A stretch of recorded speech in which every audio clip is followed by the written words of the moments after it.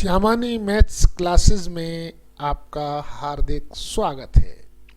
मैं इस चैनल के माध्यम से मैथ की बेसिक जानकारी के साथ साथ विषय का पूरा कंसेप्ट लेकर आता रहता हूं, जिससे विद्यार्थी प्रतियोगी परीक्षाओं में प्रश्नों को कम से कम समय में सॉल्व कर सफल हो सकें। आप सभी से अनुरोध है, वीडियो को पूरा देखें। यदि मेरा प्रयास आपको अच्छा लगे तो लाइक करें, शेयर करें तथा सब्सक्राइब करें, जिससे मेरे आने वाले सभी वीडियो आप तक शीघ्रता से पहुंच सकें। आज मैं लेकर के आया हूं संख्या पद्धति नंबर सिस्टम का 8वां पार्ट।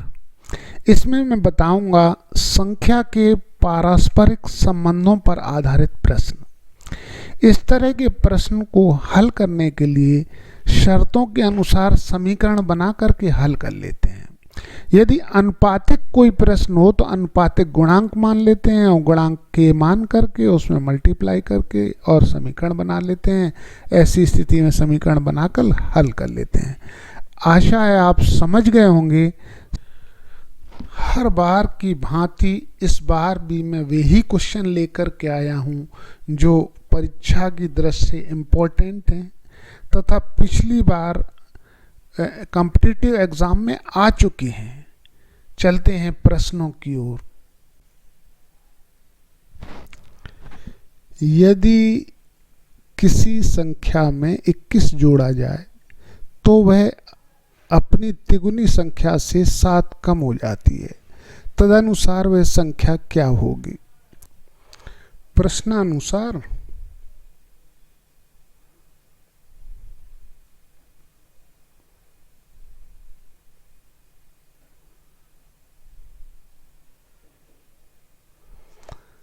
x मान लेते हैं संख्या को, और संख्या जब हमने x मान लिया है तो इसमें हमने 21 इसमें प्लस कर दिया, और ये कह रहा है कि ये संख्या तिगुनी से 7 कम हो जाती है, तो इसमें 3x माइनस 7 ये हमारी इक्वेशन बन गई है। तो इसमें x में इधर आकर के ये माइनस हो जाएगा और 7 माइनस का इधर चला जाएगा, तो ये हमारा आ जाएगा 2x इक्वल टू 28। आशा है आप ये बात समझ गए होंगे। x बराबर आ जाएगा हमारा 14, और 14 हमारा ऑप्शन ए हमारा बता रहा है सत्य है। आशा है आप समझ गए होंगे। हमें इस तरह के प्रश्नों को समीकरण बना करके और हल करना है। चलिए चलते हैं नेक्स्ट प्रश्न की ओर। 3 संख्याओं का योग 140 है। पहली संख्या दूसरी संख्या की 2 गुनी तथा तीसरी संख्या की 4 गुनी है। सबसे बड़ी संख्या क्या होगी? तो इस प्रश्न को करने के लिए प्रश्नानुसार उसी अनुसार हम x plus y plus z ये तीनों संख्याएं हम मान लेते हैं। इनका टोटल हमारा दिया हुआ है 140। ये हमारी फर्स्ट है संख्या, ये हमारी सेकंड है और ये हमारी थर्ड संख्या है। आशा है आप समझ गए होंगे। तो पहली संख्या हमारी x है, दूसरी संख्या की 2 गुनी है तथा तीसरी संख्या की 4 गुनी है। तो x equal to 2y equal to 4z। आशा है अभी ये बात समझ गए होंगे। अब हम ये मान जो है इसमें रख लेते हैं। तो एक ही प्रकार के मान बनाने के लिए अगर हम इसे x के स्थान पे हम x रख लेते हैं, y इक्वल टू जब रखेंगे तो xy2 रख देंगे, क्योंकि y बराबर हमारा xy2 आ जाएगा।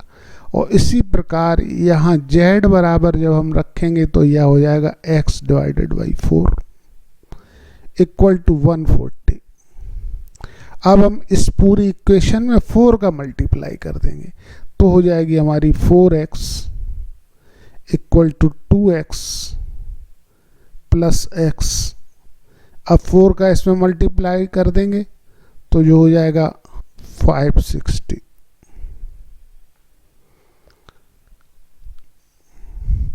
अब ये हमारा आ जाएगा 4 और 7x equal to 560। x equal to आ जाएगा हमारा 560 डिवाइडेड बाई 7। 7 8 जो हमारा आ रहा है 56 और ये 0 आ जाएगा। x हमारी सबसे बड़ी संख्या है, क्योंकि x इक्वल टू 2y है और ये इक्वल टू 4z है, तो x हमारी बड़ी संख्या है। ऐसी स्थिति में 80 ऑप्शन जो है वो सत्य है, जैसा कि प्रश्न में बता दिया गया है। चलते हैं नेक्स्ट प्रश्न की ओर। एक कक्षा में लड़कों की संख्या लड़कियों की संख्या से 3 गुनी है। अनुसार मान लीजिए ये लड़कों की संख्या x है और लड़कियों की संख्या y है। ऐसी स्थिति में बता रहा है कि लड़कों की संख्या लड़कियों से 3 गुनी है, यानी x इक्वल टू 3y। ये हमारी लड़कियां हैं और ये हमारे लड़के हैं, तो ये x बराबर 3y आ जाएगा। तो कुल संख्या 4y हो जाएगी। implies that कुल कक्षा में बच्चों की संख्या हो जाएगी 4y। अब ये कह रहा है इसमें से किस संख्या को प्रदर्शित करती है। तो जो भी संख्या होगी वो 4 टाइम्स होगी, उसमें जो भी संख्या आएगी उसमें 4 का डिवाइड जाना आवश्यक है। तो ऐसी स्थिति में इसमें जो है 4 इसमें भी जा रहा है, इसमें भी 4 का डिवाइड जा रहा है, इसमें भी 4 का डिवाइड जा रहा है, इसमें नहीं जा रहा है। इसलिए यही कथन हमारा सत्य है। आशा है आप समझ गए होंगे। चलते हैं नेक्स्ट प्रश्न की ओर।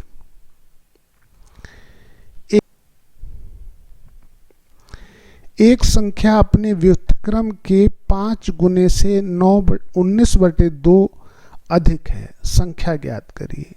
इस तरह के प्रश्नों को सबसे पहले संख्या मान लेते हैं। मान लीजिए संख्या x है और दूसरी इसकी व्युत्क्रम हो जाएगी तो आ जाएगी 1/x। अब प्रश्नानुसार समीकरण बना लेते हैं। x equal to 1/x multiply 5 गुना है तो इसमें 5 का मल्टीप्लाई कर देते हैं, और 19/2 हमारा अधिक है तो इसमें जोड़ देते हैं हम 19/2। अब इस 2 को और इस x का हम मल्टीप्लाई कर देते हैं पूरे सिस्टम में, इसमें तो कोई अंतर नहीं पड़ेगा। यहाँ आ जाएगा हमारा 2x², ये हो जाएगा 10 और ये हो जाएगा हमारा प्लस 19x। 2 कट जाएगा। तो चलिए अब इसको हम एक तरफ करके सॉल्व कर लेते हैं। -19x -10 equal to 0। अब 19x को ये 2 घात का त्रिपद व्यंजक बन गया है, तो अब इसको सॉल्व कर लेते हैं हम x का मान निकालने के लिए। 2x² -20x plus x, -19x को -20x प्लस x लिख लेते हैं, -10 इक्वल टू 0 आ जाएगा। हम 2x कॉमन ले लेते हैं, ये हो जाएगा हमारा 2x, यहाँ हो जाएगा x -10 और यहाँ पर +1 ले लेते हैं, ये हो जाएगा x -10 इक्वल टू 0। x -10 फिर कॉमन ले लेते हैं तो यहाँ आ जाएगा हमारा 2x + 1 इक्वल टू 0। तो अब इन दोनों का मल्टीप्लाई 0 है, तो या तो ये 0 होगा या ये 0 होगा। तो ये इफ x -10 इक्वल टू 0, तो हमारा आ जाएगा x इक्वल टू 10। और अगर इसका मान रखेंगे तो ये हमारा जो है 2x प्लस 1 इक्वल टू 0, तो x का मान माइनस में आएगा, जो x का मान माइनस संख्या में हो नहीं सकती। ऐसी स्थिति में x का मान 10 आएगा, जो हमारा C ऑप्शन के अनुसार है। आशा है आप समझ गए होंगे। अब हम आ गए हैं नेक्स्ट पार्ट की ओर। पशु पक्षियों पर आधारित प्रश्नों की पशु पक्षियों पर आधारित प्रश्न। पशु पक्षियों पर आधारित प्रश्नों को करने के लिए सबसे पहले हम पक्षी हों या जानवर हों या मनुष्य, इसमें सिरों की संख्या तो समान होती है, सबके सिर एक ही होते हैं। लेकिन पक्षियों में पैरों की संख्या 2, जानवरों में पैरों की संख्या 4 तथा मनुष्यों में पैरों की संख्या 2 होती है। इस बात का हमें ध्यान रखना है। इसी को ध्यान में रखते हुए प्रश्नों को हमें हल करना है। चलते हैं प्रश्नों की ओर। भेड़ व गड़रियों के एक समूह में 16 पैर हैं, जो सिर की संख्या से 10 अधिक हैं। इसमें भेड़ों की संख्या हमें ज्ञात करनी है। सबसे पहले भेड़ मान लेते हैं हम x और गड़रिये मान लेते हैं y। तो ये कह रहा है पैरों की संख्या, यानी जो भेड़ होंगी उसमें होंगी हमारी 4x plus 2y equal to 16। ये हमारी फर्स्ट इक्वेशन प्राप्त हो गई। अब हम इसको जो है इस तरह से लिख लेते हैं। इसमें 2 तो कॉमन है, तो इसको हम लिख लेते हैं 2x plus y equal to 8। इसे मान लेते हैं फर्स्ट इक्वेशन। आशा है आप समझ गए होंगे। अब ये कह रहा है जो 16 है, जो सिर की संख्या से भी 10 अधिक है। तो ये x हमारी सिर की संख्या तो उतनी ही होगी, तो x प्लस y दोनों की संख्या हो जाएगी, भेड़ और गड़रियों के सिरों की संख्या। और इसमें 10 अधिक है, तो इसमें 10 हम प्लस कर देते हैं। और ये 16 के इक्वल है।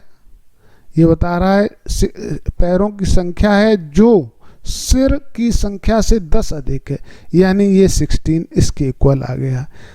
अब जो है ये 10 को हम उधर ले जाएंगे तो माइनस का हो जाएगा, तो x plus Y equal to 2 आ जाएगा हमारा 6। अब ये इक्वेशन नंबर हमारी हो गई 2।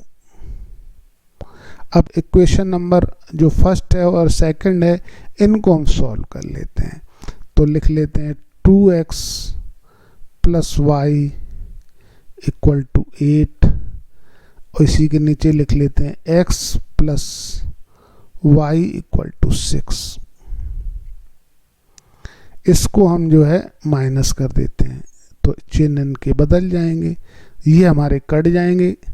तो यहाँ आ जाएगा हमारा x इक्वल टू 2। भेड़ों की संख्या, ये हमारी भेड़ें हैं और ये हमारे गड़रिये हैं। तो भेड़ों की संख्या पूछी है, तो x का मान 2 आ गया है, तो ये हमारा ऑप्शन जो है 2 सही है। आशा है आप समझ गए होंगे।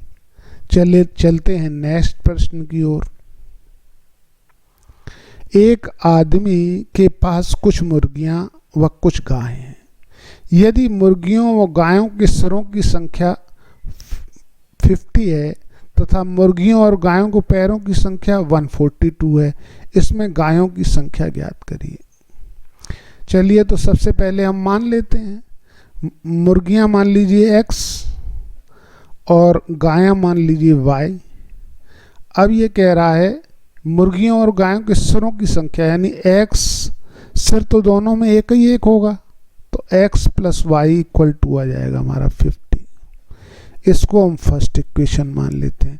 अब ये कह रहा है मुर्गियां और गायों के पैरों की संख्या, तो पैरों की संख्या जो है मुर्गियों में 2 होते हैं, तो ये हमारा 2x गायों में होंगे हमारे 4, तो हमारे हो जाएंगे 4y इक्वल टू आ जाएगा हमारा 142। इसमें 2 को हम डिवाइड कर देते हैं, तो ये हो जाएगा x plus 2y equal to 7 और ये हो जाएगा 1। अब ये हमारी सेकंड इक्वेशन प्राप्त हो गई है। अब हम इन दोनों इक्वेशनों को सॉल्व कर लेते हैं। तो इसी के नीचे लिख लेते हैं x plus Y equal to 50, ये हम माइनस कर देते हैं तो ये हमारा कट जाएगा, यहाँ पर आ जाएगा हमारा y इक्वल टू आ जाएगा 21। y का मान हमारा 21 आ गया है, तो ये हमारा गायों की संख्या पूछ रहा है जो ए ऑप्शन के अनुसार है। ये हमारी गायें थी और ये हमारी थी मुर्गियां। आशा है आप समझ गए होंगे। चलते हैं नेक्स्ट प्रश्न की ओर।